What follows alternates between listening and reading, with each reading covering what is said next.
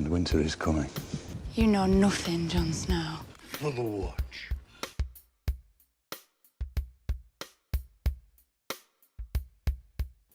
All right, no. All I'm saying is if someone pissed on me, I would smash their head against the wall. I'm not justifying the murder. I'm just saying if I was in his shoes, I would do it. You gotta understand. If I was in his shoes, I would also have piss on me, so I would also be mad. Yeah, I think he wears Nike. Is that confirmed? I'm not sure. Is the mountain wearing Nike? Who gives a fuck? Hello, welcome to Westeros After Hours. I'm Sean, and I'm joined by Bob. Bobby. And we're talking about Season 6, Episode 2, Home. I like Home. I think we all enjoy Home. Home is a nice thing. We just watched the episode yesterday. Yep. At this point, it was earlier this week, and I was already like exploding on social media. Like, yep. People who haven't seen this episode, they have to wait a few days, or even like a few hours. You're gonna get spoiled. So that's just our little way of saying spoiler alert. Yeah, spoiler. We had the spoiler alarm last week. We're not doing it this week because it's loud. I'm just kidding. Put it in, Sean. There it is. Spoiler alert. Oh, shit. All right. Turn it off. Turn it off. Thank you. All right. Yep. All right. Jesus Christ. Okay. So we have a pretty eventful episode. Oh, Jesus. We're gonna take get it from the this top. started, but of course I got my piece of paper. Yes. I always got my piece of paper. Wasn't as good a little shake of your paper you did as like last week? Last week was like nice and bassy. That one was just like so better. Don't hit the mic. Well, Sean. too late for that. All right, so we're gonna start off. We're not even gonna wait. We're going right in, and we're gonna start off where we said we were gonna start off with Bran fucking Stark. Bran Stark. He is back. He's back. Bran Stark is back. So we're gonna be talking about Brandy Bran, Raisin Bran Stark. I love Raisin Bran Stark. So we start. I knew we were gonna start the episode off. I just knew it. And we started off with Bran Stark sitting in the with Three-Eyed Raven, with the tree, yep. and we go right to Winterfell Yep. when Ned Stark was young. And this was probably my favorite part in the entire episode. Yeah, it was great. I am so happy Bran Stark's back. This feels so like, I don't know, not authentic. It feels, this is like the only plot I feel, which is, I'm not saying that this is a bad thing for the other plots. I'm saying this is the only plot that feels like very, no pun intended, rooted. Put in that air horn, Sean. Ooh, rooted. All right, but yeah. So I really enjoy my daily dose, or should I say, bi-yearly dose. Bi-yearly, yes. Is that bi-yearly dose of Bran Stark? Since it's been a while we've seen him, but he's here now, and I feel like after his appearance in here, he's kind of established, and I feel like he's gonna be in the rest of the season almost every episode. Yeah, and with what we saw today, we have answers as to how some of the stuff with young Ned Stark and all that is going to work. Right. We know for a fact now that it's going to be through Bran's eyes with the Three-Eyed Raven. Yep. So just to clarify, we have Bran Stark just hanging out Winterfell. He sees Ned Stark training with his younger brother Benjen Stark, and this is obviously Bran's there. It's reminiscent on his when he was training with Jon Snow and Robb in the first episode of season 1. Yep. With the bow. We kind of see the parallels there, and he's looking at like Ned Stark who's younger than him, so it's very interesting. Yeah. I like how this is told through Bran Stark. I'm not really a big fan of flashbacks per se, and the creator said this too, but this isn't a flashback. We're going through. It's like going through, like a book almost. Okay. Like a visual novel, and it's through Bran's perspective. Yeah. It's not through our own perspective, which is what I feel hurts with hurts with a lot of flashbacks in film. But I feel like they did this perfectly. I feel like this was awesome. I loved how Bran was like walking around. You could see like on his face like he didn't want to leave. He was and happy. Three-Eyed Raven's like, we gotta leave, and he's like, but he's in control. He doesn't need to be picked up. He can walk around freely. He's at his home. Yeah. That's why the episode's called Home. Is that another reason too? We'll talk about that in a sec. Yep. But yeah, what do you think of this? Yeah, I really liked how there were those parallels between what had happened with Bran in season 1, episode 1. Yep. Like, because they even had Liliana come in on the horse and Yep. like upstage everyone. Pretty much. Kind of like how Arya did. Right. the Yeah, I bow. actually didn't notice that. Yeah, that is a good parallel. And they actually, in the books, they really talk about how Lyanna and Arya, are kind of similar. Yeah. Like characteristics, like they're both kind of like go outside their gender roles. Like even though Lyanna's very pretty, and Arya in the book is kind of described as kind of like ugly. Not ugly, but it's horse faced and not as like attractive. Yeah. Lyanna is kind of like I would say Lyanna's like that Arya Stark The Arya Stark of that generation, or Arya Yeah. is the Lyanna Stark of her generation, I guess would be the proper Yes. term. But yeah, no, I really like this flashback. I really loved this whole the brand there, and also so we didn't even talk about the biggest kind of bombshell was with Hodor. Hodor, yeah. His Who- name is Willis. His name is Willis in the show. In the books, they kind of already went back to this, I think, or they already mentioned it. His name used to be Walder. Okay. They changed that so people wouldn't get confused with Walder Frey. Yeah. But it is also suspected, and a theory goes around that Hodor is actually Walder Frey's son. Oh. But that's not, I don't think it's neither here or there. It doesn't really matter. Yeah. Walder Frey is more prevalent in the books, and he's also more important. So we're just going to ignore that. But Walder Frey, we'll talk about him later. Yeah, we haven't seen him since. We will see him this For a season. while, though. anyway. So we'll see him this season. But hopefully he'll die. Hopefully. Anyway, so Bran Stark goes there, and the Three Eyed Raven's like, we got to go back. And Bran's like, I'm having a good time. He's like, oh, shit, I'm already back. He's like, what's your problem, man? And he goes, listen, like, he says, this is, like, I can paraphrase this. This is the best I'm going to paraphrase it. He basically says, the sea's beautiful, but if you stay down there too long, you're going to drown. Mm-hmm. Basically saying, like, this is going to take a toll on you. Jojen said it before, like, doing this, it will fuck up your mind. I mean, we saw with Jojen having, like, almost like seizures, I guess would be the equivalent. That's probably the best way to describe it. Yeah, so it's like, I mean, like, Bran Stark can really get fucked up, so he has to be careful. And I feel like that's going to be an obstacle in his way during these, as he said, flashbacks. He seems like he's going to want to stay. He wants to get, like, immersed in everything he's doing, but he really just needs to go get quick glances at everything. Right.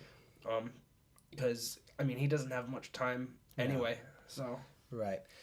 Yeah, so after, Bran Stark's hanging out, Bran Stark's like, where's Mira? Mira's hanging outside, and Mira's kind of like, she has nothing there. She doesn't really know, she just watches Bran do visions, her brother's dead. She's almost like, I guess depressed, but she has no role there, and she's like, I'm here, like, what am I gonna do? Like, what, like, I hate this, like, there's nothing here for me. Like, this was not my idea, this was my brother's idea, and there's nothing here for me. And the children, or the child, she got an actor change, and the makeup was changed a lot. Change, yeah. She basically said, like, listen, like, you're gonna be the one that help. You're gonna be here for when Bran Stark leaves. You gotta help him when he leaves. And it kind of leaves off that, and it's like, where is Bran going? Like, I know. Where could he? I mean, like, where does he have a place? I mean, most likely by Jon Snow's side, maybe. Probably. I mean, his place is with the White Walkers, fighting the White Walkers. It's so. I mean, that's obviously. I mean, most of the drama's in the north, so it makes sense. Yep. But it's like, where in the north? Why would he be leaving there? I don't know. Raises a lot of questions. Raises quite a bit. It does. Yeah. But I really, really love this part. This whole Bran Stark thing. I know he was in it for around probably like 8 minutes, 10 minutes? Yeah, it was like, yeah. Which was less than we expected. I think you said around half of the episode. I thought it was going to be like half of the episode. And I expected like maybe like near there. I think the reason why they didn't is simply because of they wanted to get all the stuff done. Yeah, there was kind of a lot of other stuff to go on during this episode. Which we're going to talk about very soon. But let me just say, I love this part. I think this was my favorite part in the episode. Probably not the best, but I mean, it could be considered. But it was my favorite. I enjoyed watching this part, and it just feels good for Bran Stark to be back. It really does, because it's been so long. I mean, if you think about it, like he's like has like he's there's no other character that's even had like half of the gap that he. I mean, he missed the whole season. Yeah. It's so good to have him back, though, and I'm very happy. It's nice to see that he's well on his way to fully embracing his powers. He's doing it. All right, so next we're going to move on to King's Landing. So we have a lot to talk about here. We have kind of like 3 different plots to talk about. Let's start off with, just really quick, the Mountain, or as he's known as, Robert Strong. Okay. That's how he's known as. That's a name. It's not a good one. So he basically, there's this guy hanging out talking shit about Cersei, and he just smashed his head against the wall, which is what we were talking about at the intro. Yes. This guy kind of pisses on him, and basically his goal is to destroy everyone who even like says the name Cersei with like any sort of malintent. Like with an A, oh my god, I can't speak. It says like Cersei instead of Cersei. Like if you say her name wrong, you're dead, and that will kill you. Like he doesn't give a fuck. And then we'll talk about what we see in a sec. And then also in King's Landing, Tommen is basically like, listen, like Cersei, you're not coming to the funeral because you're not really allowed in the Sept because of what you did. Yeah. And I don't want you getting captured again. Rightfully so. Rightfully, yep. So while she's leaving, there's like an interaction with while she's trying to go to the funeral, the Kingsguard stops there with the mountain, and there's this very tense situation where like the Kingsguard. Well, that was just Lannister men. That wasn't the Kingsguard. No. Because, the Kingsguard is they have the gold cloaks. Right. So what would But they the red armor was just Lannister men. Lannister men? Yeah, they were just part of the Lannister army. Oh, the Kings. They follow the King's order. Yeah, they do. Right. But the king's mother is a Lannister, so therefore, and the king would overrule the queen mother. Okay. Well, Because the King's Guard is the gold cloaks. They're Right, Jamie's the King's you're Guard. right, They all you're wear right. that armor. I just Maybe they're misspoke. just not And then, Lannister and troops. then Maybe they're there's just City city guard. Watch. Yeah. It's a City Watch, and they wear like kind of similar. They wear like chains. Yeah. Chainmail usually. But anyway, Back to fucking this shit.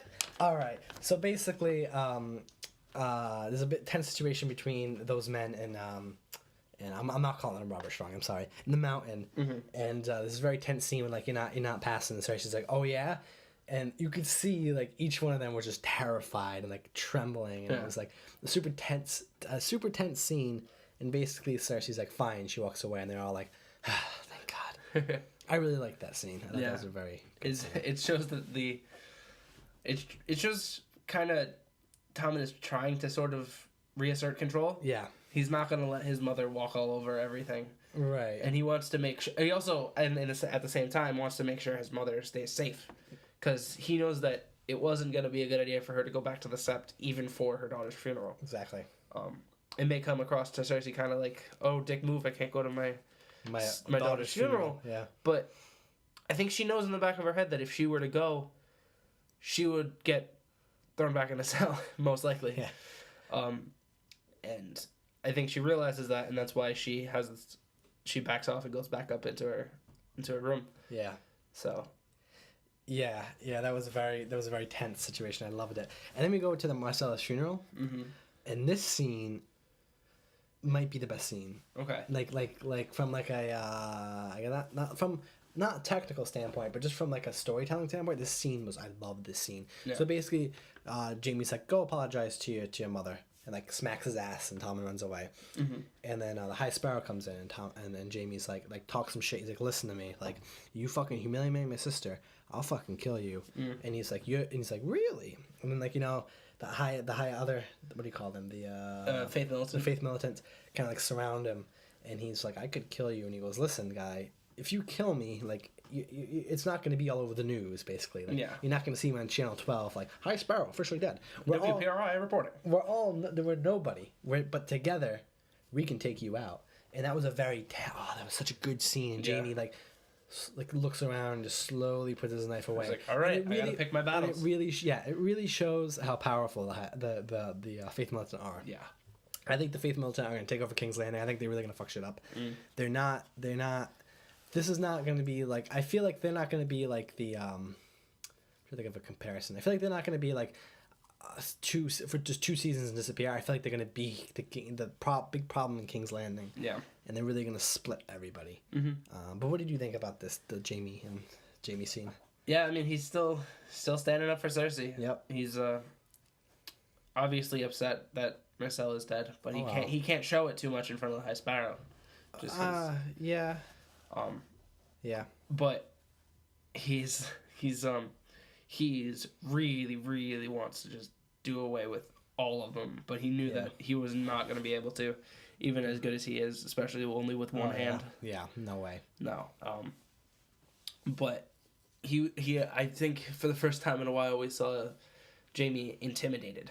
Oh yeah. Definitely. Which is big because he's never intimidated by anything. No, that's that. But yeah, he has a history of being more intimidated after his hand got cut off. It's true, but yeah, I know what you mean. I know what you're saying exactly. Like he was still like cocky and arrogant after he got his hand cut off with almost everything else. But with this, he was like, oh. I mean, shit. this is about literally his daughter dying and his sister / lover, but mostly sister in this case, being paraded through the streets naked and just like absolutely tortured, treated in terrible conditions. And I mean, obviously Jamie's in the right here. Yeah. But it's just a hard circumstance for him because like this is not like like a battle. All right, so let me just I'm actually gonna relate this to modern warfare, I guess, like Modern Wars we've been fighting in. No, not the Call of Duty game. No, not Call of Duty Black Ops 7. No, we're talking about you know what I mean. So basically, I'm gonna talk like about wars we fight against terrorists are difficult. And I guess the faith militant you could say are kind of like, I guess, sort of terrorists. Yeah, the terrorists, Yeah. basically. So to fight terrorism is a very difficult thing to fight. You can't just go in there and just like, bomb everything and just because there's civilians and it's very hard to target them. Yeah. Because they're not among the people. Yeah, they are people. They're not really an army. Yeah. Although they kind of are, they're not. That's the problem with the faith militant, is it's not like, this is not the Starks. No. You know what I mean? You can't just fight them off. This is like, they're in your own, drinking your own water, they're your own people, they're with, they're part of your own people, part of your own society. You can't just, like, identify them and kill them. Like, they're hard targets to identify, and they're intimidating, and they really are. And they promote fear, and they're just all around terrible people. And the High Sparrow talked about how individually none of them are particularly... Exactly. None of them matter. Yeah, none of them matter individually, Right. but when they all come together, it's something crazy. They can take over an empire. Yeah. And obviously referring to the Lannisters. Yes. And their empire. And they're... All right. Yeah. So the last destination King's Landing we have is in as in the Red Keep, where Tom and Cersei have a nice little conversation. Tom is basically like, I'm sorry, and she's just like trying to push him away. Yeah.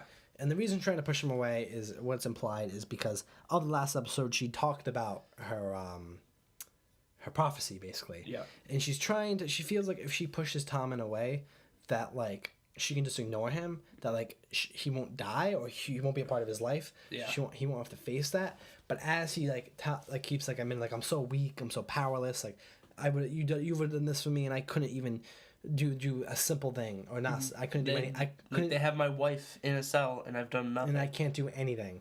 And it's at that point where Cersei kind of like accepts him, hugs him, and as you see her hug him, you can see, I mean, such good acting. You can see on her face like her just like how she's just so much grief, and she's like, she doesn't want to. She knows he's gonna die basically, so she's like falling for the prophecy basically. She's like, I can't, like I don't have the ability. I can't push him away. He's my own kid, and I love him too much. And it's really sad. I found the scene. I watched the scene again because I saw the episode twice just to recap myself, and I got emotional the second time I saw it. Like I got a little like, wow, like that's I felt it really hit me. It did, and it was a sad scene. Yeah, after she's like seriously scarred by the fact that 2 of her children have died already. Yeah, and so early in life, that she knows because of the prophecy. She's like heavy, hardcore thinking that Tommen is gonna die sooner rather than later. Yeah. So she's like, she's powerless. Yeah. Which is, I mean, against her whole character. Her entire character is her children. That's it. Yeah, and her power, basically. And both of those are going to be taken away. One of them already has, kind of, her power, and 2 of her children. But yeah, Tommen is the only one. So yeah, it's very tough. That scene was very emotional. So anything, I really like that though. But I really like that Tommen's back as well. So do you have anything to add or anything? I want to put your thoughts into this whole King's Landing. I thought the King's Landing part was very well. This was I think the second part we saw. Maybe not. I don't know. I don't remember. But we got into this and I was like, cool, King's Landing. It was kind of weak last episode, but this episode I thought they handled it really well. Yeah. I don't think there's much more for me to add. Like, yep. Cersei's still like Cersei. She's still set on the prophecy. Yep. Jaime is having troubles with the faith militant. Oh yeah. And everything's kind of starting to build to a head. Yeah.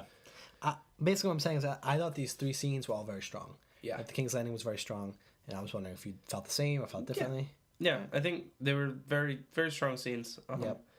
They didn't seem pointless at all. No, they all had a lot of meaning. Oh, yeah, they drove the characters forward a lot. Yeah. And that's essentially what you want to do. This episode had a lot of that.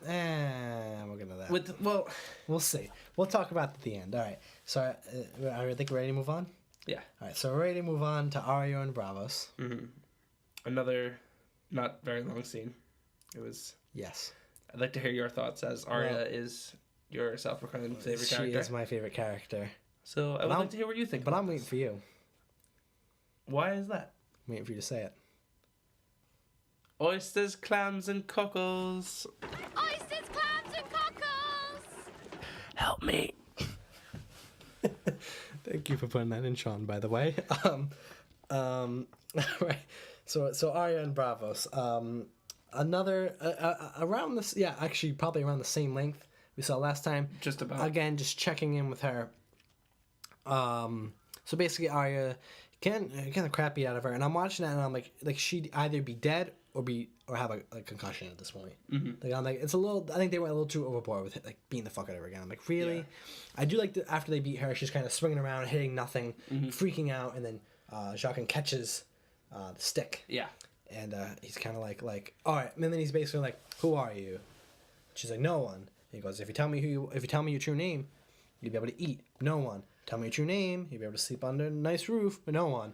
And then the ultimate test, he's like, tell me who you are, and you'll get your sight back. And she still says no one. And that just shows how far she's come. I felt like Arya in season 5 was pretty weak. I'll stand by that. Okay. But I felt like, I mean, this not like a satisfying conclusion, but basically like shows that she's getting somewhere. She's finally, after a whole fucking season, getting somewhere. Yes.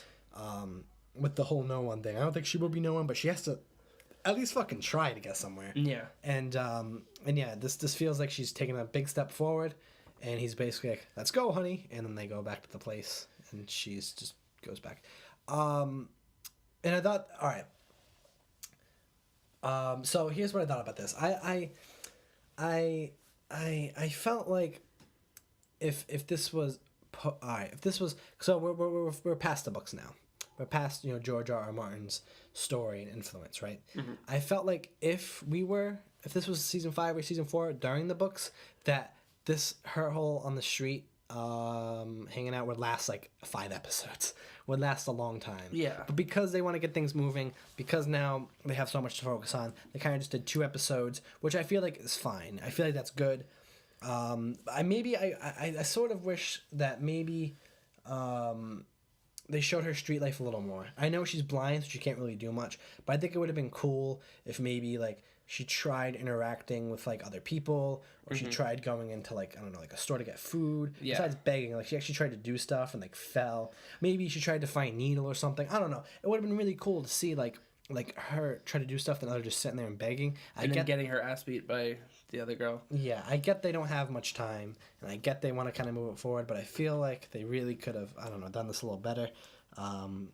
But I did like the scene with that little conversation between Jaqen and Arya, and that temptation, and how she didn't fall for it. And I really thought she was going to fall for it. And I'm like, she's going to say Arya. I mean, but she didn't. And I was like, it really just shows how far along she come. Yeah.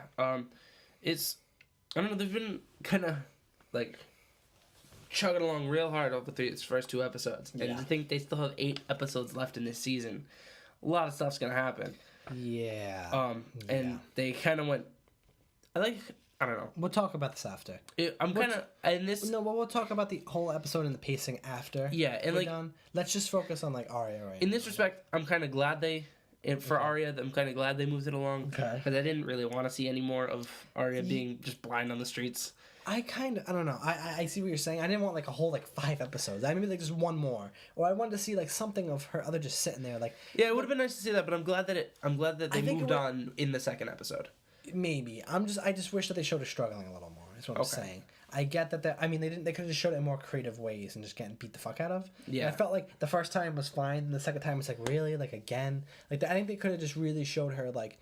You know what I mean? Because how like trying to get food, trying to talk to people. Like I like, for example, I like during the scene where she's like fighting the girl and she trips on the steps. Mm-hmm. I really that's what I want to see. Stuff like that, like actual struggle, like tripping, like actual struggle. Not just like because she could see and still could beat the fuck out of. Like it's when she's blind, like her actual like struggle with her blindness. Maybe they'll go into it more when she gets back to the House of Black and White. But we'll see. Yep. I don't know. I felt like Arya had more relevance in this episode than she did in the last episode. Yeah, definitely. Not saying much, but no, it was still a very short scene. Yeah, and still not much to talk about. No, just kind of her and Bravos. We'll get to her, and we'll talk about her relevance in the next episode. At the end of this episode, we'll talk about if she'll have more relevance later on. All right, so now we're gonna move on. We're kind of skipping a lot that happened. at this point we're kind of like consistent with like when the events were happening, but we're kind of moving something that happened near the end of the episode with Sansa Stark and Theon. So again, not much to talk about here. Sansa's talking to Brienne, and Brienne's like, all right, yeah, I saw Arya with the Hound, blah blah blah blah blah blah, and then Theon's like, listen, like this is a Theon episode basically. Theon's like, listen, like if I get to the wall, like they're gonna they're gonna hate me. Jon Snow's gonna hate me for obvious reasons. Like I need to just, and she's like, well, you take the black, and he's like, no, I need to start fresh, and the best place to start fresh is title of the episode, home.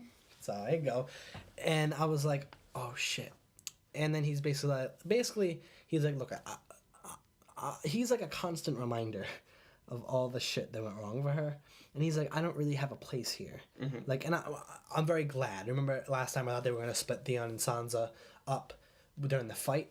I'm glad they didn't. I'm glad they kind of resolved that and they split them up here. I'm so happy they split Sansa and Theon up. Yeah. I just think, not that they're a bad combination per se, I just think Sansa's storyline doesn't need Theon and Theon's storyline doesn't need Sansa. Yeah. And I'm really glad that he plans to go home. If he goes home or not, I guess we'll see. Yeah. But I thought it was a very good idea to split them up. I'm full support of that. So I don't think the scene, it wasn't useless, but it fit well. I just kind of put it in there, and it was all right. Yeah, Theon's story definitely works better with him going back home. Definitely. Sansa's definitely works better with her going up north to Jon Snow without Theon. I completely agree. Because it would complicate things a little bit. And they just don't, not that they don't fit well together, it's just they don't, you know what I mean? We can. Yeah, they resolved their thing. Like, Theon helped Sansa escape. Basically. And now that they're outside the walls, Theon doesn't want to have to face Jon and everything that he did. So he decides, I'll just brave home. Pretty much. And, I mean, I don't know. I thought the scene was a pretty good scene. I thought it would just evolve Sansa and Theon pretty good. Yeah. Anything else? No, not much more. That was very quick. Yes. It was also a very quick scene. This one might not be so quick. Moving on to Winterfell with Ramsay. Hello. So Ramsay's just hanging out, and he's like, "Hey, Papa." He's like, "Papa, tell me what's going on." And that's my person, Ramsay, by the way. And Roose is like, "Oh, fucking, Jesus Christ! Like you don't understand. Like the party you sent off, they were destroyed. They were all destroyed." And basically, like, oh yeah, by the way, this is Karstark. The Karstarks are with us now because the Karstarks are pissed because Robb Stark beheaded Lord Karstark. Yes. And if I'm the Karstark, I understand that. So it's pretty cool to see the Karstarks back and that they're with the Boltons. I think that's very cool. Like, oh, you fucked us, we're gonna fuck you. Yeah. Basically. So I mean, they had the word Stark in their name. Yeah. So it's kind of funny that they're going against the Starks. I really like that. I really like they have the Karstarks on their team, on their side. I really, really like that. So it's kind of like that, whatever. They kind of breeze over that, and Bolton's like. Yeah, like, oh, so Ramsay's like, Papa, I think we should go up and kill Jon Snow, and Roose is like, oh, you're an idiot. Yeah, like it'll turn the entirety of the North against us if you kill the Lord Commander. Like we gotta think about this. Like you can't just play your games. You can't just like do your fucking shit that you normally do. Like this is not like torture time with Reek. So then someone comes in and goes. Newsflash. The Maester comes in. The Maester goes. Newsflash. Fat Walder Frey just had a baby, and it's like, oh, and it's a boy. And then Roose Bolton kind of turns to Ramsay. And Ramsay's like, Papa, and Roose is like, haha, yeah, it's a boy, so that's cool. Bye. Oh, the Maester hangs out and he goes, yeah, awesome. I'm really happy. I said bye. I didn't say bye because I didn't leave. He's like, oh, super. And Ramsay comes up and he goes, you know, like congratulations. Like, it doesn't, you know what I mean? Like, and hugs him and we cut away. That's not what happens. We don't cut away. No. We actually cut back. You think it's over. You think it's done. Nope. And Ramsay's like, you know what, Papa? I hate you, or something like that. What did he say? I don't know what he said. He goes... No, well, because Roose said to Ramsay that he'd always be his firstborn. And he goes, that means a lot to me. That means a lot to me. Papa! That means a lot to me. And stabs him. And who stabs who? So when that happened, when the stab happened, I'm like, did Ramsay stab Roose? Or did Roose stab Ramsay? Yeah, I had no idea for a second. Because I'm like, either or when it shocked me. Yeah. But it did shock me. And it was Ramsay. Ramsay stabbed Roose Bolton, and I'm like, oh. It's the most shocking thing I have in this whole season, in the 2 episodes. Most shocking thing. I like what? Like, and I like how Lord the Karstark was in on it. Yeah. Because he didn't react at all. The Maester was not, though. The Maester was not. The Maester was surprised, but Yeah. Ramsay had the Maester send ravens that Said he was died of poison. Died of poison. So basically, as Ramsay's stabbing Roose, you can see on his face, you can see, his struggle. Yeah. Like, you can see, this was a decision he thought hard about, but it was not an easy decision. No. He just stabbed his own dad. Mm-hmm. And we see Roose bleed out, and it's like, wow, that was so sudden, and Roose is such a big figure. Yeah. He's basically the Tywin of the North. Mm-hmm. So to see him just, stabbed by that, killed by his own son, just like Tywin, to see that happen, just like that, was such a wow. Really shows Ramsay's evil side. Now it's scary to think that Ramsay has even more power, as he is now Warden of the North. Yes. So basically, after that, we have a scene where Fat Walder Frey meets up with Ramsay, hands her a baby, and that was very that was supposed to be tense to make it think he's gonna do something to the baby, and just tense the audience. It really just shows all the power Ramsay has. You hand him a child, and it's just oh no, oh no, and your whole body tenses, and when he gives it back, it's all right. So instead of doing that, he just brings them into a dog kennel. Yep. With a bunch of dogs, and has the dogs kill Fat Walda and the baby, and we see him watch and just no reaction. None at all. And it's a very horrible thing, and we cut away. But before we end off there, we're just gonna go back to the part with Roose where Ramsay kills Roose. I think this is such a shocking moment, and it really shows how that was a stupid move. Anyone can agree that is Ramsay's character. Roose is a very he had to fight hard, he had to think hard, he had to plan hard to get where he is. Sure, he betrayed Robb, and he's a dickbag, and he did terrible things. Yeah. Sure, he tried to kill Bran Stark up north by sending Locke up there. Remember that in season 4? Mm-hmm. Yep. Sure, he's a dickbag, right? But that doesn't but he's just like Tywin. He's a good tactician. He strategizes. Ramsay just plays his games. Ramsay just doesn't think, and he just does terrible things. For example, killing Roose Bolton, a terrible thing, not a good idea. No. So Ramsay basically now took control of the North that, and I think what this scene did is really just set up the downfall for Ramsay. Yeah. I feel now he's almost fucked. I feel the war is coming, and the battle. We'll talk about this at the end. So we'll talk about this later. I'll make a mental note to come back. All right. What are your thoughts on this? What was your reaction? What was your thoughts going on during these scenes? These two scenes. I wasn't surprised about what he did in the second half. I knew that was what he was gonna do. Yeah. With It was just the Walda matter. and It everything. was just a matter of how. it was just a matter of how he was gonna kill them. So that didn't surprise me at all. And No. after he killed Roose, you knew he was gonna do it. It was Yeah. no way he wasn't gonna. Well, that was the whole point. Yeah. Yeah. That's why he waited to kill Roose until Right. it was born. Because if it was, I think that if the baby was a girl, Yeah. he might not have killed Roose. He absolutely probably wouldn't have now. Yeah. So he was like, oh shit, I have competition, and a lot of the Northern Lords are gonna be like, no, the Trueborn, even though Yeah. he was legitimized. Yeah. But if there's no Trueborn and Roose is dead, Yeah. guess who gets to take control? Yep. So, Yep. but yeah, he seems to see his power, but he's not gonna. Hold it. Yeah, It's not gonna at be all. it's gonna be tough to hold that. Yes. Absolutely. Especially since he hasn't garnered any favor with any of the Northern Lords other than the Karstarks, and that's about it. Yeah. And the Karstarks were on Robb's side, and they didn't do anything. No. So yeah, I think this was the most shocking moment. Honestly, Yep. I did not expect this. Yeah. I didn't expect Roose Bolton to die, but No. Ramsay just and that it really did the stab made me like what? Yeah. Oh my god. Yep. Papa. All right. Yeah. So that's about it. All right. Well, let's say what if we like this. So I thought it was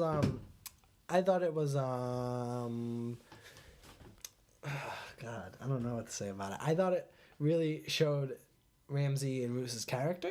Yeah. And I thought it was all right. I thought it was good. I didn't think it was perfect. I don't think they executed it perfectly, the whole part, but I thought it was pretty good. I know a lot of people complain they don't like Ramsay. I mean, not as they don't like the actor's portrayal of Ramsay. Okay. Because in the books he's kind of a little different. He's not as sadistic and he is, but he's not 100%. Yeah. 100%. I'm gonna make a rap album. 100%. That was not the time, Sean. But yeah, no, I don't know. I thought it was all right. I thought they could have done it better. I thought they could have done it worse. I was just kind of sitting there, and I'm like, all right, this is fine. Yeah, it's a thing that happens in Game of Thrones. People do stupid things to try to get ahead, and sometimes it backfires, like it may with Ramsay. Yep. Or most likely will with Ramsay. Yep. So we'll see. We will see. So now we move on to Marine. Mm-hmm. So Tyrion's hanging around, and he's kind of like drinking up, and they're kind of like, "What's going on with the dragons?" And they're like, "Oh, they haven't been fed in a while, because they're not feeding because they're chained up, basically." Mm-hmm. And he's like, ding, like a light bulb over his head. And he's like, I know. I mean, he basically explains how the Targaryens basically ruined dragons by keeping them in captivity. Yeah. Like, they became the size of cats by the end because they literally just kept them in cages. Mm-hmm. And you can't keep dragons in cages because they got fucked up. Yeah, he makes. But you can't just set them free because then they fuck up everyone else. Yeah, so, he made the statement of how when Aegon the Conqueror, came over, his dragons were free and they were over hundreds of miles, were able to just fly around. Exactly. Because they don't do well in captivity, basically. Not at all. So he goes down there and he kind of like talks to them. And at first I was like, so he started talking to them. He basically like went down to free them, and the dragons looked like they were going to kill him. But he was like, wait, no, like let me speak. And at first I'm like, come on.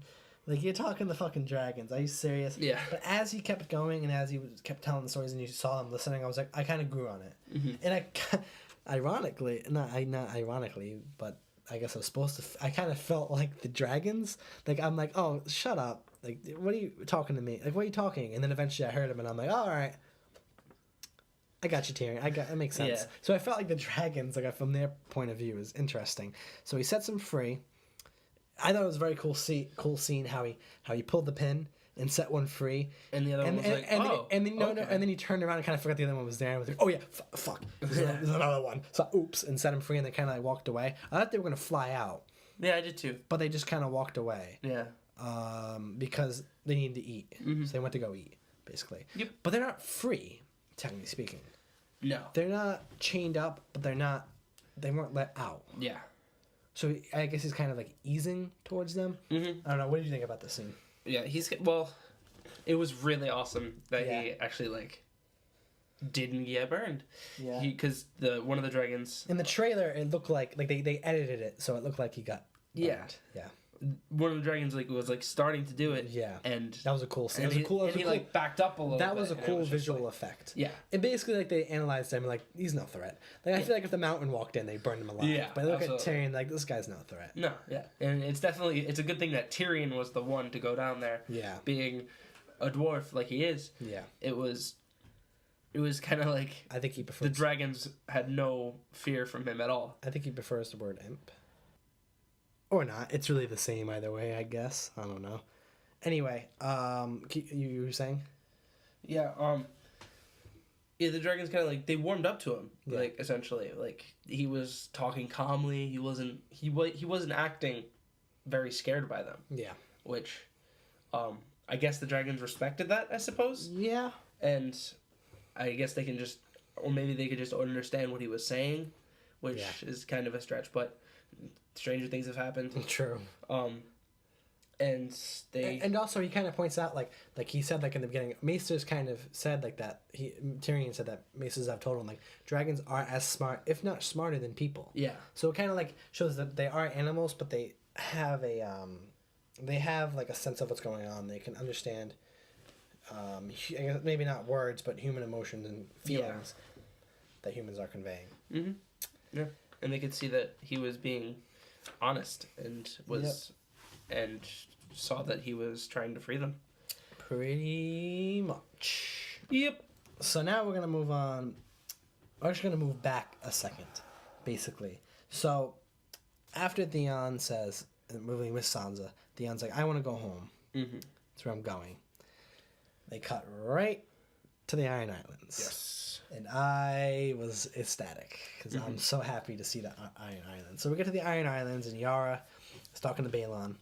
And Yara's basically Balon's basically explains how all the the keeps and everything they had controlled in the north during the War of the Five Kings has officially been taken away. Yeah. They lost everything basically. Yep. So they're back to square one. Basically, Balon and the Greyjoys, they hate the Iron Islands. Makes sense. Yeah. Like the Iron Islands is just miserable. They just want to conquer some parts of Westeros and just get So out. they can leave the Iron Islands. Just conquer some part of Westeros, and they never can. So like he's basically like, like this just sucks, man. Like I'm just not doing this, man. Like it's just not happening. And Yara's basically like, all right, like whatever, fuckhead. Like we'll figure it out. Yeah.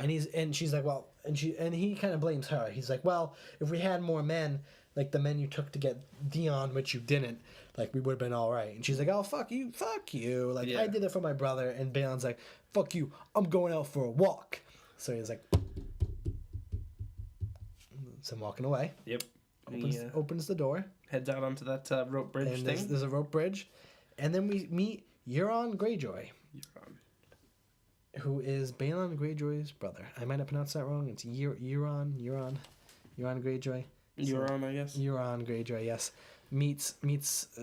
Sees Balon Greyjoy, and Euron Greyjoy kind of like mocks him because Balon thought he was dead. Euron kind of mocks him and is like, like you and your stupid fucking drowned god, your whole thing's stupid. Like, Yeah. you can't fuck with me. Like literally, like I cut off all the tongues of my crew members because they pissed me off. So you got nothing on me. And Balon Greyjoy's like, hey, this is my islands. This is my islands of iron. You're not taking this. And he's like, oh, yeah, we need someone new.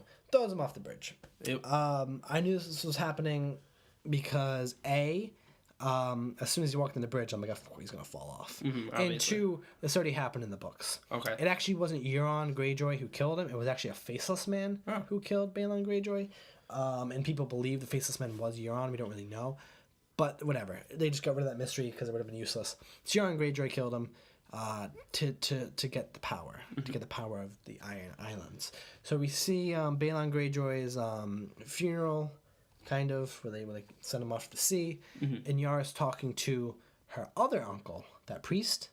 I actually didn't know this when I was watching. I did some research before this, and the priest who she was talking to was her other uncle, Okay. brother to Balon and Euron. All right. And he basically, because I knew in the books that her uncle was a priest and Theon's uncle was a priest. I didn't know who it was, but that's who it is. I finally met him, and he's basically like, she's like, oh, I can't wait till I get in charge so we can get revenge. And he's like, it's not how it works. Balon doesn't choose who gets in charge. We kind of have a ceremony. Yep.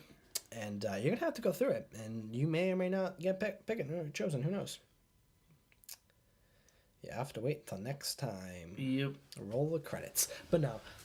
So what did you think of these 2 scenes? It was the fact that he had went out on the bridge during that storm. Yeah. That was what tipped it off to me. Like I had no idea that he had died in the books He already. did, yes. So I was actually going to talk about the last episode, but I didn't want to spoil it for viewers and you. But yes, he did die in the books. I think around book 4.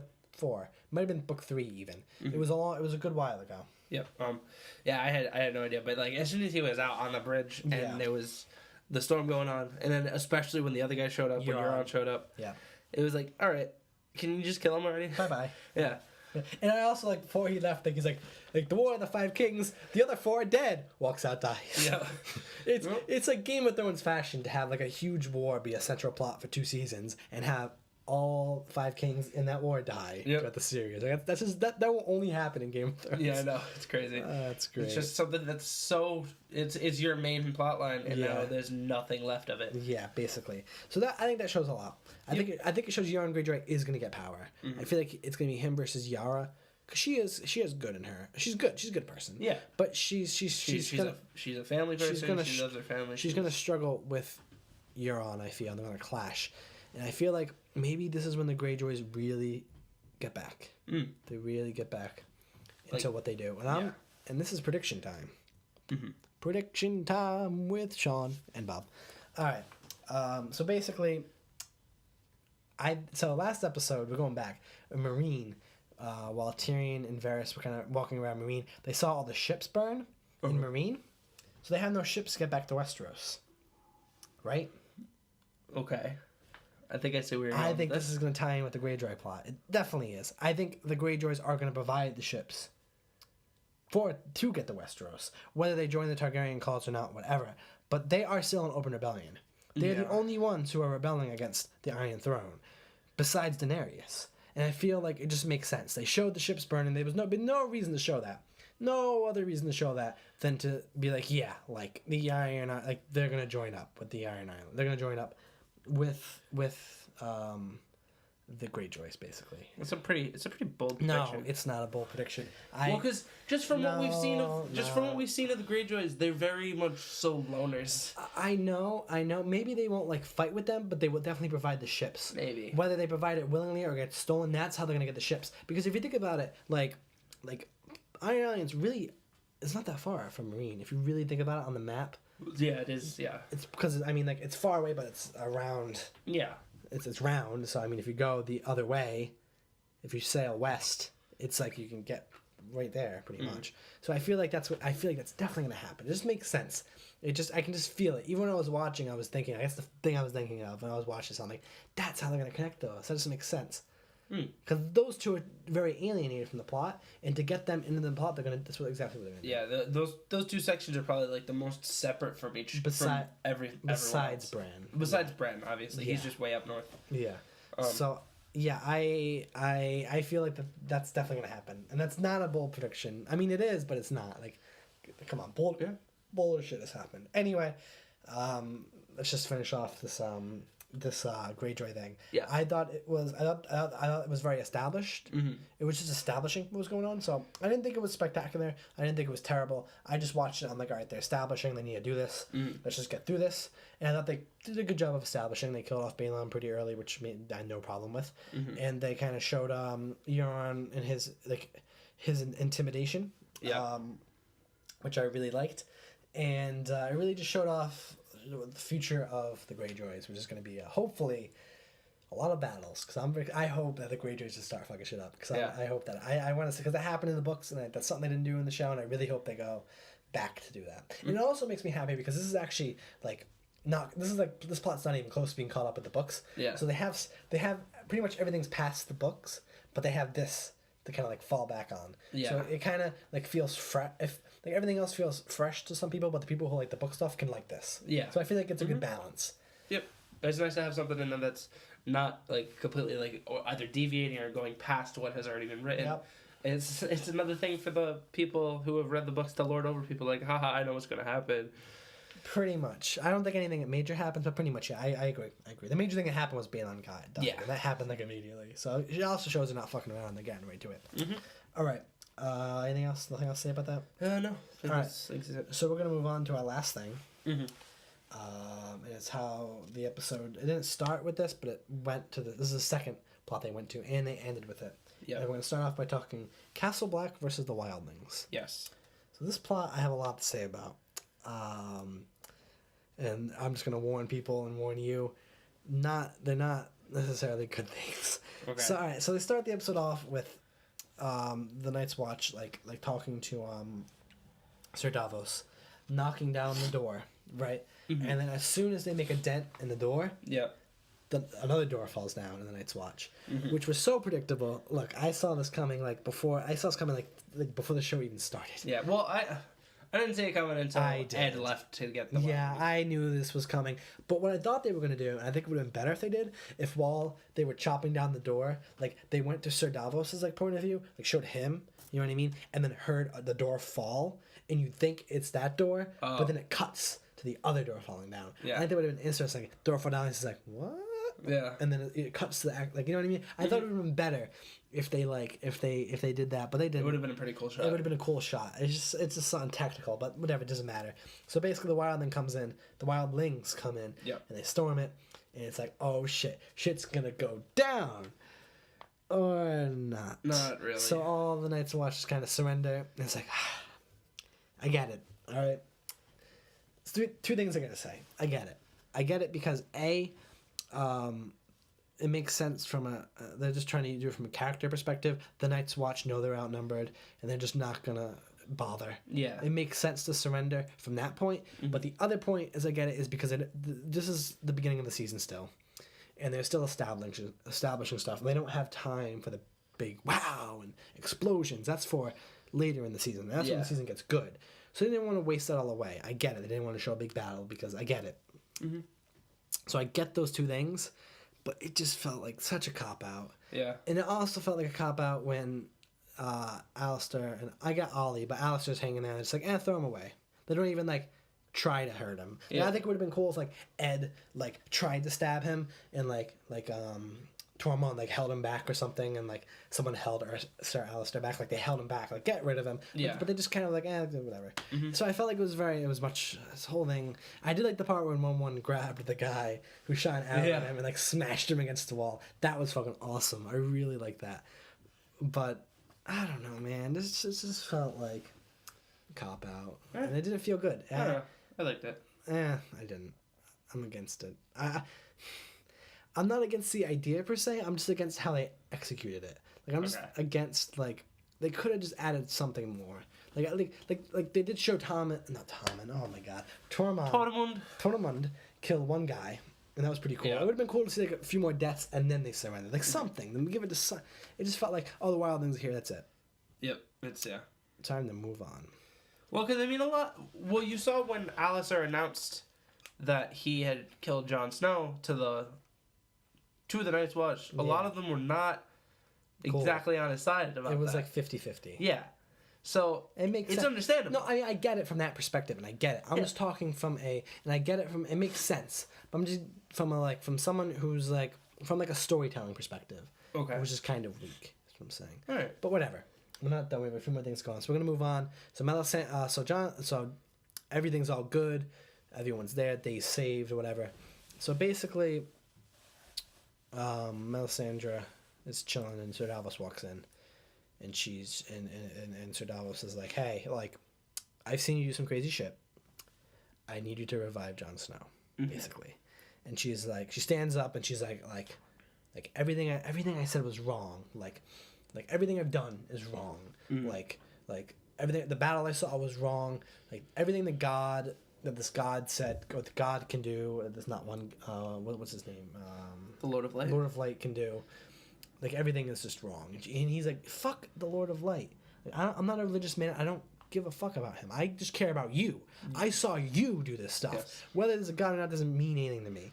Well, I'm putting my trust in the woman who showed me that miracles exist. And that was I was like, that's a powerful scene. Yeah. So they walk into Jon Snow's body. She cleans it up, which was like, oh, it looked so disgusting. But he did get stabbed. I get it. And it has been about a full day since it's dead. Yeah. So they wash him up, and everyone's standing there, and you can see her not as confident as she usually is. Cuts his hair, tries to do some shit, says some words, nothing happens. Says some words, nothing happens. Keep saying the words. Says some words, nothing happens. Tormund's the first to walk out, which makes sense. Yeah. Because you know what I mean? It's Tormund. It makes sense. He walks out, then Ed walks out, then Melisandre walks out, and so Davos is standing like, oh, what the fuck? Damn it. Mm-hmm. He walks out. Then the door closes, right? Like when the door closed, we saw like the dent in it. Really cool. And then Ghost is laying there. And then Ghost is laying there, and we see him like wake up, and it's like, oh shit. And he looks over to Jon. They show Jon Snow. With the top-down camera Do angle. a quick cut to him waking up. End of episode. Jon Snow's alive. All right, we have a lot to talk about here. All right, this is all of my problems. I think this plot, and I'm going to be honest, I thought while I love Sir Davos, I think this plot wasn't weak because it wasn't interesting. I just thought how they execute it, I'm going to be honest, was pretty awful. Okay. And I am like against it completely. So let me start with we're gonna backtrack. The whole wild thing and Sir Alistair thing, I understand. Yeah. Whatever, I can forgive that. I cannot forgive the terrible execution. I feel this was a very bad execution. You can disagree, it's fine. Bad execution of bringing Jon Snow back. It's not that even this is so early to bring him back. Mm-hmm. I think they probably should have waited a little bit, but I get they want to get it going, and I get that they have a lot to do, and this is passed from the books. The books used to go in at a slow pace. They need to go at a fast pace, or they don't have to follow the book's pace anymore. They can go at their own pace. That's what I guess I'm gonna go off a little bit. I guess that's what this season is kind of like feeling like. Is it's like we're so used to the slow pace So like now that they're past that and they're going really fast, Yeah. it's like going from like 20 to like 80. Like they've hit it. They've kicked Well, they it. know their days are numbered. They're running out of time. Sean, put a sound of a car screeching against the road. That's how fast they're going. Like they're going that fast. Like that's the noise they're making. They're going so fast, and they can't stop now. And I feel like at this point, that's just. I feel like Game of Thrones is now switched from a show that its storytelling is so slow to get used to the characters, so the big moments mean something more, to a show that's just big moments, which is fine. It's not. Well, because we're now at the point where we know the characters. whatever. We haven't really been introducing many characters. I get why they did it. I get the pace. I'm not really a big fan of the pace, but I understand that. But the whole Jon Snow thing, like I thought. All right, here's how I think the episode would have been great if it ended off with. I feel like it would have been great if they ended off with just like they all walk away and zoom in on the Jon Snow's body and it cuts. I think that would have been honestly more powerful. It would have been like he's really gone, like there's no saving him now. And then maybe next episode, like not start with that, or maybe like show like Melisandre like arguing with Sir Davos and like the camera like pans away into the room that he's in and he wakes up, or not that he wakes up, but like. They have to do. I don't know, man. I just From a TV show standpoint, No. they have to have the big moment be the cliffhanger at the end of the episode. I They get just it. have to. They can't just cut away on him dead and then in the middle of next episode just be like, oh, he's alive. That's something that needs to happen at the end of an episode. I get it. I get it. I understand. I understand what you're saying, but they couldn't. This felt so unspecial. It felt this scene I felt was terrible, and I really mean that. And look, I'm glad Jon Snow's back. I mean, I'm surprised he's back this early. I'm not even upset that he's back this early. I just wish they did it better. Yeah. I felt like they don't know. executed it pretty poorly. I mean, Game of Thrones has never been a show to do exactly what the audience thinks is going to happen. And that's... No, and I'm not even saying that we thought this was going to happen. Like, in this scene, they kind of like threw you for a loop like many times. Like, he's coming back. All right, one thing I can compliment the scene on is the music. The music in this scene was fucking phenomenal. Yeah. While I'm watching it, like, she's reviving and the music's very, like, fast, like, very good. And, like, it's, like, going, it's moving up, and it just stops. And, like, And as it- she's and then- repeating her little thing. And then it kind of becomes, like, chaos. Like the strings kind of become, like, less, like smooth and more, like, kind of, like, erotic, like, just chaos, basically. And it's, like, the music really represented what was going on in the scene, and the music was phenomenal in the scene. I can give it that. I can say the music in the scene was spectacular. Yep. And I felt like that really threw for the loop. Like, he's coming back, he's not coming back. Oh, just kidding, he is. And it's not what I had the problem with. The problem was just how they executed the scene. It just felt like when I was watching, like it didn't feel like it just didn't feel special. You know what I mean? I'm gonna beg to differ on that. Here's something else. All right, you said what you need to say. I really liked the execution of the scene. Okay. Like, if you're talking, like, how the scene was structured and everything that happened in the scene, I really liked the execution of the scene. Okay. Yep. Like, where Davos goes in to talk with Melisandre. She says I like she's that never scene. done it before. Yeah. Yep. They come out, they start doing the stuff with Jon. Yep. I'm not gonna touch it. They start doing the stuff with Jon, and all that's happening. Melisandre, she gets to the final part where she puts her hands on him, and she says that final bit of line, and nothing happens. And then she says it again and again, and nothing happens. Yeah. And then she just says, "Please," Yeah. which was beautiful. And then Tormund walks out, and then she walks out all dejected. I'm not even saying I agree with you. I thought that was good, but the fact that he just like, oh, he's back now, like. Well, I'm getting to Okay. that. All right. And then Ed walks out, and then Davos is just like, "This is not happening," and he's just like, Gives up. yeah. He put all his faith in Melisandre, and from what he knows, it's just, damn. Yeah. And then I love that Ghost was sleeping the whole time. He was sleeping during the Yeah, whole because he thing. knew he has a better connection to all of them combined. Exactly. So he was sleeping the whole time, and Yep. when he woke up and he looked over at Jon, and then I love the camera angle, like straight down on top of Jon when he woke up, Yeah. and I thought it was great. Yeah. I mean, I When, guess. like when you're talking execution of a scene, that's what I think of as execution. Like this like No, I'm not saying the content of the scene. I'm All saying right. like what they did was executed.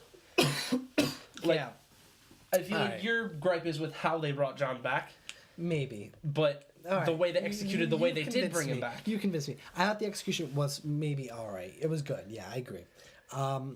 It was a heartfelt moment, but I just felt like how they brought him back at the end of that really almost ruined that for me, because it really showed like she doesn't like she's really given up, and then you just come. I don't know, man.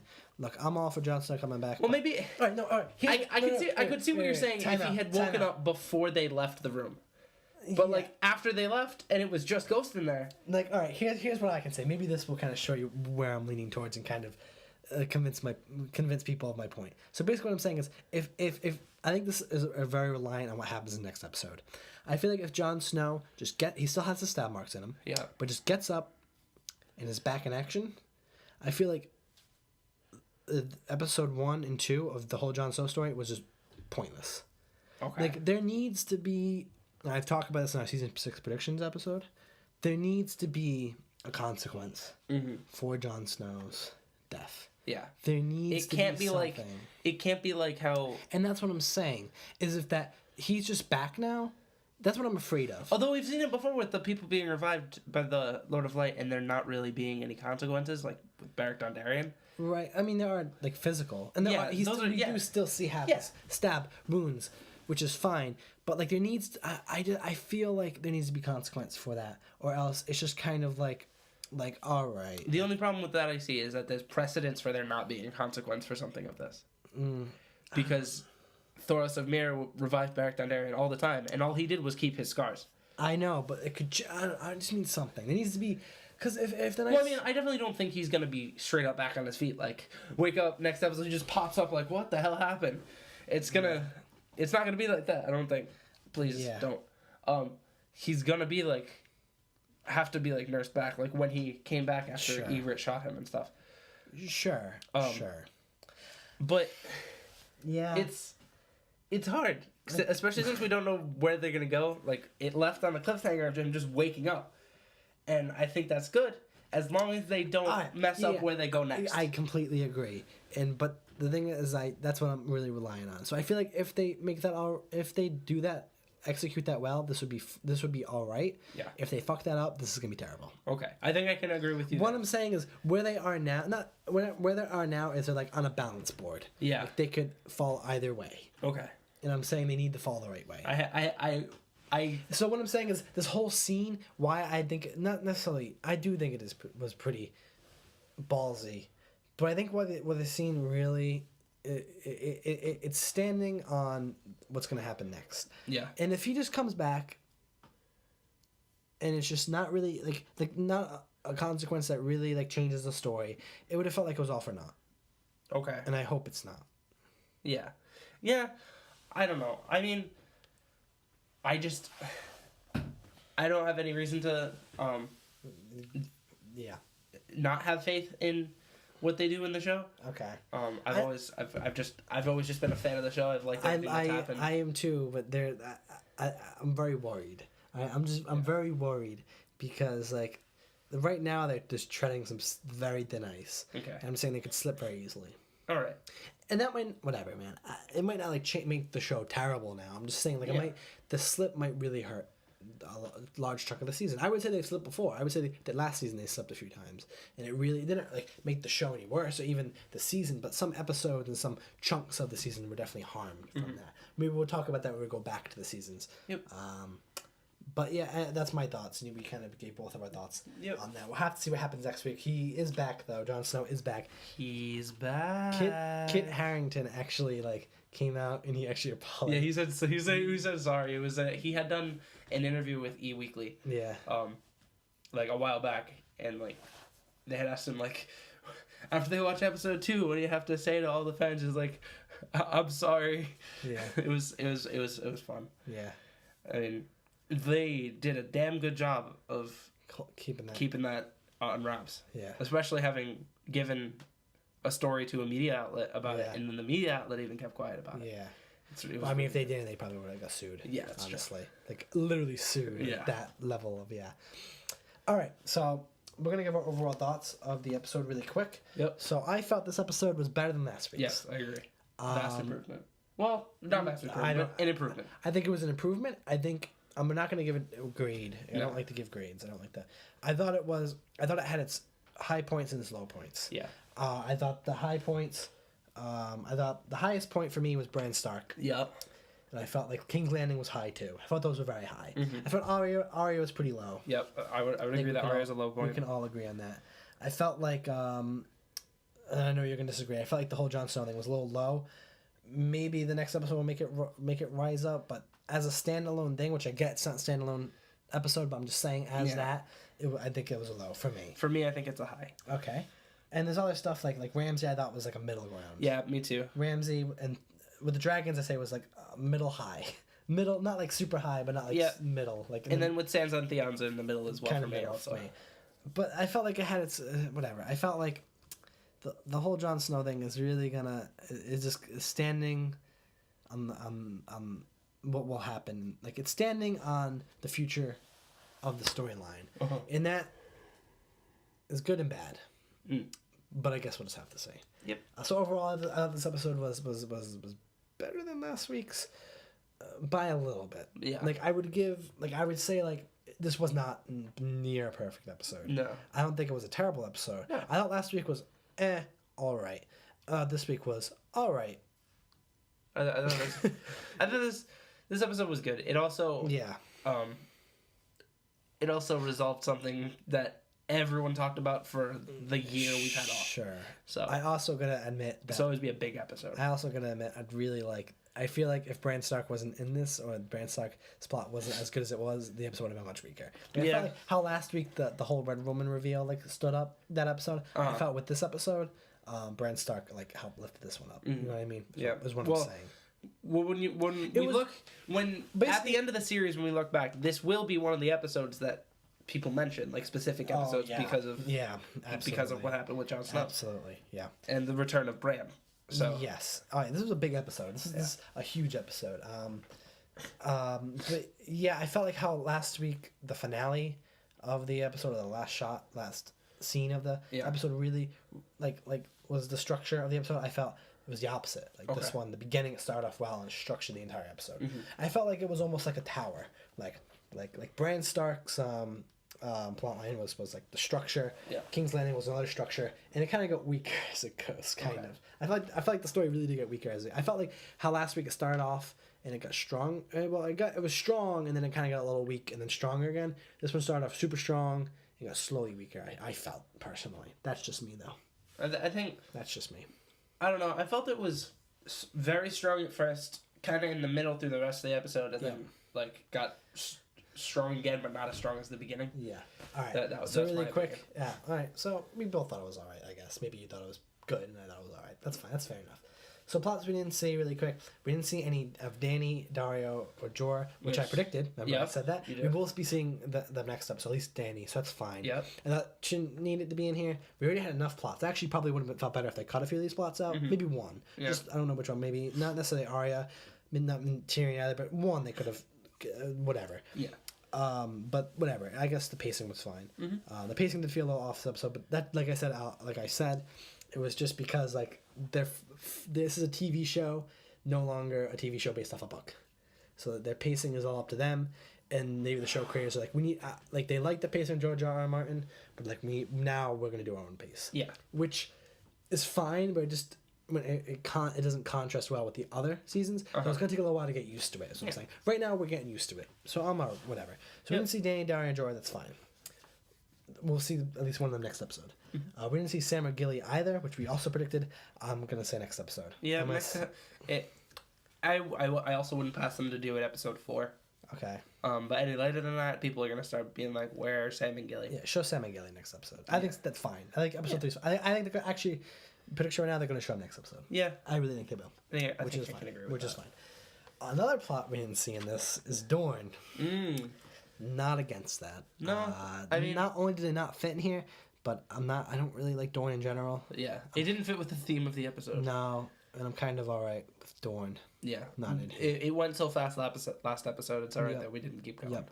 So Marjorie, We don't see either. Nope. We only got a quick scene of our last episode, so that's fine. I think that actually she might not even be in the next one. I think they'll go back to her in about a few. I think like 2 or 3 episodes. I think the next time we'll see her is her trial. No, I think the next time we'll see her is when the trial's forming, which I think will be in like 2 or 3 episodes. I think they're gonna start forming the trial, and the trial's gonna be a big like plot point of an episode. Okay. It's gonna be called like the trial.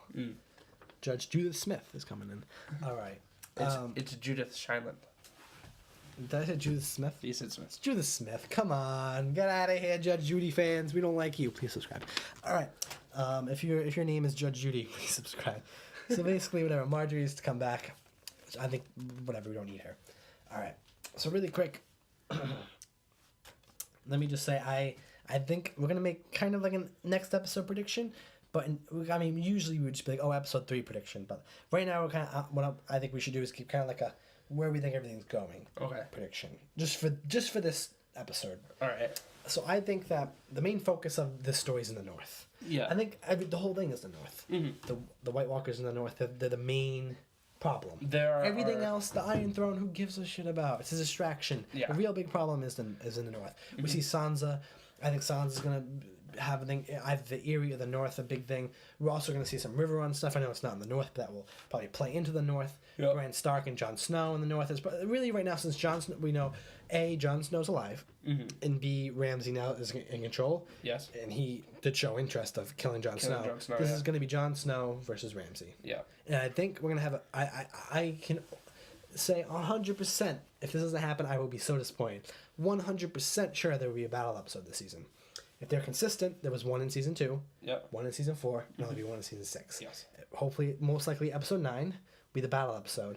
I think it's gonna be the Boltons versus the I guess Night's The Watch. Wildlings, I suppose. The Wildlings and the the Night's Wild Watch. Jon Snow and the Wildlings. Yeah. I am like, not even like I'm 100% sure. Yeah. I can agree with your prediction. Yeah. I think there might also be some sort of battle between the Dornish and the Lannisters of King's Landing, Maybe like around that same time in the season. Maybe that whole plot we don't know. It's true. We don't know. Also, and that, I guess we're just going all over the place. A nice little touch like that. I like when Tommen's talking with Jaime, and Tommen kind of like suggests that like Cersei killed. Trystane. Trystane. Yeah. And I thought that was a nice little like touch, like a nice little like. I mean, it's definitely something she would do. A good attention to detail is what I'm Yeah. saying. That was a good job. Any other bold predictions for the next episode or in the future? Other predictions. I think Arya may get her sight back later this season. Okay. I think that. What are some other plot lines? I think that Jorah and Dario will find Daenerys sooner rather than later. Yep. In the season. Yep. And like later in the season, Daenerys will be back in Marine, or at least like. I don't think so. Well, not back in Marine, like back with Jorah and Dario. All right. Yeah. Yeah. Well, we'll have to see. There's a lot to happen. Yeah. Obviously, like the amount of stuff that happened in this episode, if like they continue doing that from episode to episode, it's gonna be so hard to predict like 3 episodes from now. Never mind the whole season. Yeah. So, but we're gonna obviously have to wait and see. Because that's what you have to do with television shows. Yeah. Oh well. But what can we say? But I'm excited. Yeah, I'm excited. Very exciting. Despite some grievances I had with the past 2 episodes and last season, I'm still excited. I still am entertained by the show. I can say that. Even stuff I dislike, I'm entertained by it. And some might say, well, it's not whatever. Again, this is definitely a split issue. Book fans would be like, this is bullshit. TV show fans are like, I'm just here for the ride. Yeah. Then there's kind of me, who's kind of like in the middle, who I see where the book people are coming from, but I'm like, I kind of enjoy the TV show as a show, and I view them as 2 separate entities. Okay. Which they are now. I mean, they officially are. Yeah. Maybe George R. R. Martin will some of the plot points of the show, George R. R. Martin will adapt, or perhaps he just told them to put this in. Mm-hmm. Perhaps he's like, this is what I plan to do, put it in or not put it in. So I feel like, whatever, we'll see. We'll see. But yeah, I think that was good for this episode. Yep. So I think next week, I know next week, we'll be talking about the next episode. I believe it's called Oathbreaker. I haven't looked. It's called Oathbreaker. Okay. I know it is. That's what I think, but I know. All right. So that's going to be interesting. Is it Jaime Lannister they're talking about, or perhaps Maybe. Jon Snow? Maybe. We'll have to find out. Yep. But yeah, that was pretty good. So I'm Sean, I'm Bob. and that was Westeros After Hours episode review of Home, Season 6, Episode 3. Season 6, Episode 2 of Home. That's what this was. Season 6, Episode 3 is next. I'm sorry. Oh, Bob fucked up this time. It was him. It wasn't me. Sean, You with your episodes and your seasons last episode. shit. Well, bye, guys. Yep. I will See see ya in about a week. See you in about a week.